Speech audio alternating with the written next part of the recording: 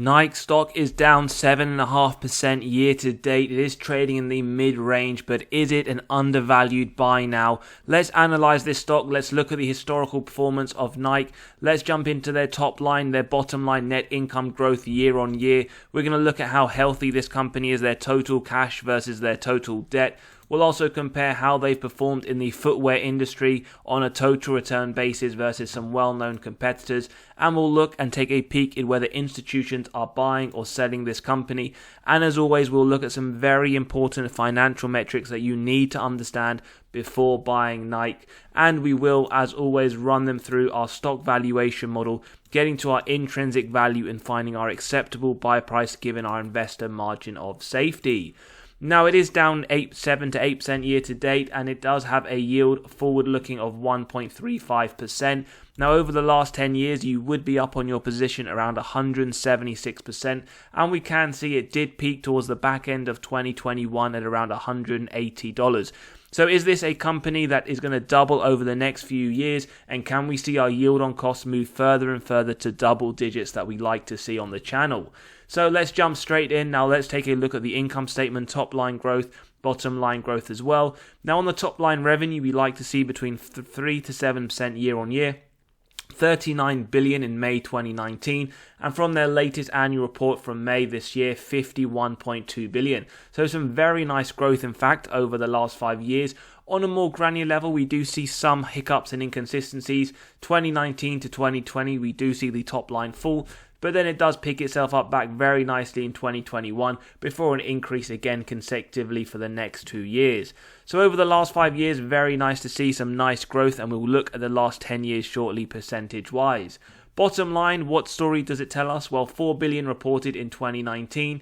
5.1 billion reported in 2023. So again, very nice to see nice growth on the bottom line in correlation with the top line. But again, an inconsistency. We do see a drop to 2020 before picking up very nicely in 21, and then another increase followed by a decrease. So whilst both top line and bottom line have increased over the last 5 years for Nike, we do unfortunately see some inconsistencies on a year-to-year basis. Now, balance sheet total cash versus total debt. What do we see here? Well, 4.7 billion of cash and short-term investments in 2019. Latest quarterly report, which we will look at shortly, 8.8 billion. So we do see nearly double the amount of cash that they had over the last 5 years. And when we compare that numerically and directionally to their total debt, what we do in fact see is 3.9 billion of total debt in 2019 to around 12.2 billion. So they are holding a significant amount more of debt than they did 5 years ago, and we'll touch upon that when we do look at the net debt to EBITDA metrics and dividend safety. Now, some companies in a similar industry, in the footwear, we have Deckers, Puma, Skechers, Crocs, and a few other notable ones. Now, year to date, this does include those dividends reinvested. Nike are the worst performing, down 6%. We in fact see all the other ones up quite significantly, with Deckers around 71% and ONON up 70%. But when we do expand that to the last 5 years, we see Nike up around 54%. Again, one of the mediocre in their peers. Nothing too great towards the middle, but as always, do remember past performance is never an indicator for the future. So a quick sneak at the institutions. They do hold around, well, in fact, 64% institutional ownership. 8.8 billion worth of sales over the last 12 months, but over the same time period, we do see institutions picking up a significant amount more shares in the last 12 months, with the largest buy in Q2 of 2023. And what this is basically showing me is that institutions don't really trade Nike stock. They don't buy and sell. As we can see here, they look when there is value, and we see a big buy in Q2. Now, always remember, don't copy institutions and always do your own due diligence and analysis. Now, before we jump into the dividend safety, let's have a look quickly at their earnings. So Q3 of 2023, they did a very strong surprise on the earnings per share, up 18 cents. On the top line, we do see they did miss by around 600 million. Q2 of 2023, the opposite is true. They missed the earnings per share by 1 cent, but they did beat on the top line by around 2%. And Q1, we do see them beat both top line and bottom line. Now, what I always like to do is a very quick Q3 23 versus a Q3 22 analysis. So they did beat on the top line marginally by 2%. Again, a marginal decrease from last year on the bottom line, a marginal increase on the earnings per share, but both net profit margin and operating margin did suffer. So some mixed earnings there when we look at the last year comparison as well as the few quarterly reports from this year. Now, in terms of the dividend safety score, the highest score you can get on the channel, 99, so very safe. Market cap, 168 billion, is a mega cap company. Now, for those that see a recession inbound 2024, they did in fact increase the dividend during the 07-09 recession. They did have negative 6.6% recession sales though, but remember that is above the average growth of companies in the S&P, which was negative to a larger degree. And they also outperformed the S&P negative 36 versus the S&P's negative 55. Now, dividend growth is one of the things that I do love about Nike. They did increase by 9% just last month, so very good to see. Double digits over the last 5 years, double digits over the last 20 years. Very strong, a very good dividend growth compounding company, and they're 4 years away from becoming a dividend aristocrat. Now, dividend yield theory states a company is undervalued when the current yield sits above the 5-year average, so we do see our first sign here of undervaluation. But please bear in mind we're not looking at any of these models in isolation, and we will draw our conclusions towards the end of the episode. Forward PE, very high, 28.5, but still below the 5-year average of 31.9, so another sign of undervaluation. And we do see the PE versus the sector PE sitting significantly higher at 28.5 versus the consumer discretionary of 14.5. Now, as always, we focus on the free cash flow, earnings susceptible to manipulation by management through accounting. And this is one reason why I can show you why we do this. 2020, you would look to see below 60% at 52%. You'd be pretty happy. But then when you look at 2020 on the free cash flow, you can see that the company paid out more in dividends in 2020 than they generated in free cash flow. Other than that, though, it is below the 60% that I like to see, as it gives me faith that management can offer those double-digit increases. And we can see the last few years in the low 40s, with 2024 expected to be around the high to low 30s. Now, free cash flow per share is again what I focus on. 121 in 2014, 314 in 2023, nearly 3 times growth. Yes, it has had some ups and downs, but over the long term it is moving in the right direction, with 2024 expected to go even higher. Sales growth, now this is important. It is one that I did discuss earlier on. Over the last 10 years, some strong double-digit growth over around 4 of the 10 years. We do see that COVID year negative 4%, which is justified, but look at that rebound, up 19% the following year. So some very strong growth from this company. And for those that like to see numericals, well, 27.8 billion in 2014, nearly double at 51.2 in 2023. On top of all of that, they do share buybacks, returning excess cash to investor pockets. 1.81 billion in 2014, 1.57 billion in 2023, so they are buying shares at a fairly consistent rate, which is always good to see from any company you're investing in. ROIC, remember 10% or more is the minimum we look for, gives us faith management are able to effectively allocate their capital. Incredible, double digits every single year and in the mid-20s over the last few years, so it does give me faith for the trajectory of this company. Operating margin, now for most companies 12% or more. For the large part, if we ignore the COVID year, which we can justify, they have been right there at that point, so that is positive to see. And the same can be said for the free cash flow margin, 2020 in fact, below at 4%, but the other years very strong to see.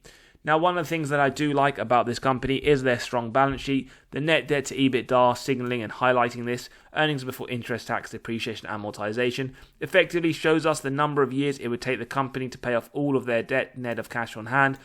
2023, 0.19 years, so wouldn't even take them half a year to pay it all off. 2024 expected to be slightly higher, but still below half a year and well below the 3 that we look for as a maximum. So very good to see. Is a lot of positive signs for Nike as a company to invest in.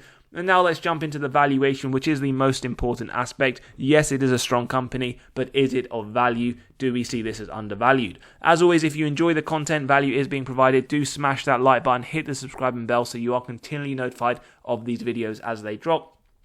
And if you want to get to the intrinsic value and acceptable buy price of companies in your own portfolio, then do click on that pinned comment below.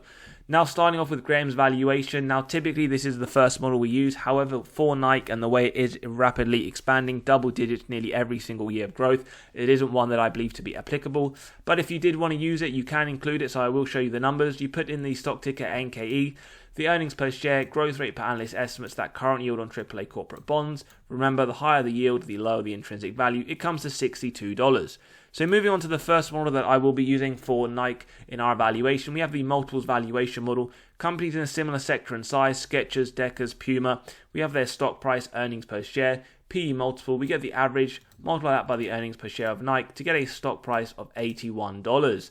Now when we take a look, that is significantly lower than the current trading price and in fact lower than the 52-week low. So again, based on this one model, we do see some signs of overvaluation, but do bear in mind we're not looking at any of these models in isolation and we will draw our conclusions towards the end.